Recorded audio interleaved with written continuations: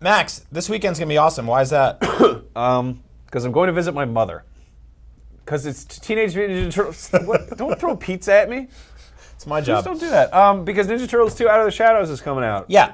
IGN's review went up last night at midnight. We gave it a 6.5. That's actually kind of more on the nicer side. Sure, just get it all out. Sorry. On Rotten Tomatoes, it's at a 30% right now. Not great, but oh wow, it was at 31% when I clicked on this. It just went down. It's dropping. I gotta be honest with you, I don't care. I'm gonna see this movie no matter what. So we've done a lot on the show where we basically run down reviews for stuff. We did one with Batman v Superman. We're critics are tearing it apart. And we did Warcraft last week. Yeah. So in this case, we didn't do that. But basically, we're kind of we seem like we're maybe relishing the negative reviews. And then maybe it's hypocritical to be like, oh, this movie's getting negative reviews. That's great. But no, here's the thing. This is a movie called Teenage Mutant Ninja Turtles 2, Out of the Shadows. It is a film in which a talking rhinoceros wearing a hat drives a tank. Yep. And a bunch of turtles fight in front of product placements. Yeah, and a homeless guy wearing sporting equipment beats up a bunch of ninjas. Yes. So Ninja Turtles, I don't mean to offend anybody, Ninja Turtles has always been stupid. Yep. It's always been a dumb thing. And that's why it's great. Awesome. Yeah, it's meant to be taken not seriously. Kevin Eastman and Peter Laird were, they got their start basically just goofing around and being like, you know what you never see, a turtle with nunchucks. And they were like, huh, that's actually kind of cool. Let's make a series out of it. And the whole thing was basically a parody of Daredevil and the New Mutants and, Frank Miller's Ronin. Mm-hmm.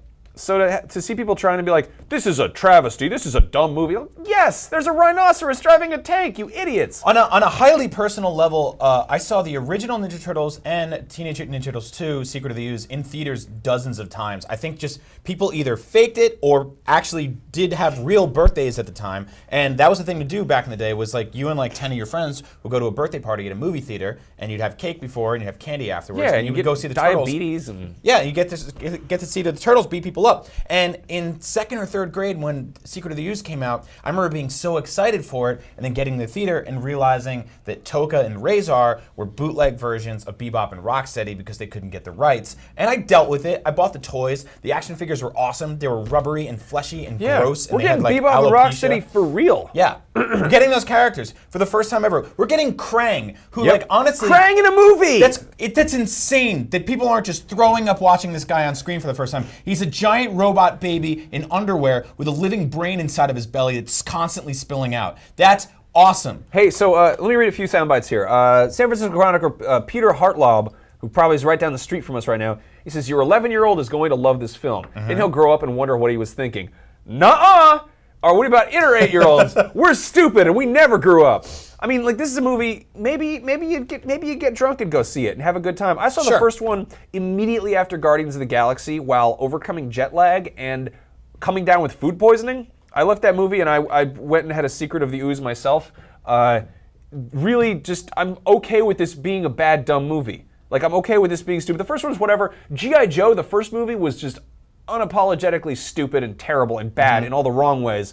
The second one was let's make it dumber and see if that works, and it works. Look at this. They're fighting a rhino. So I think the main thing here is we're over the idea of Megan Fox as April O'Neil. We were mad about that a few years ago. I'm okay with it now. We're over the Ninja Turtles and their articles of flair and their weird nostrils. I don't care. I was mad about it a few years ago. Totally okay with it now. Just throw me more of these movies every 2 years. Give me the Rat King. Give me Ace Duck. Give me Mondo Man. Gecko. Yeah. Just make all these weird living man-animal mutant monsters. Teenage Mutant Ninja Turtles Out of the Shadows not only recognizes nostalgia, but directly exploits it. That's fine. Yep. No kidding. That's what Ninja Turtles has always kind of done. Exactly. Sometimes they push it forward. Apparently New Comics are really good from IDW, but it's always going to be sort of polishing a turd with that series. It's okay if it's dumb and stupid, if this is a big 2-hour toy commercial full of product placement. I'm fine with that. Ninja Turtles has always been dumb and goofy, and that's why we love it. Also, and this movie's going to be great. The second you realize what Michael Bay is doing, it's okay. Just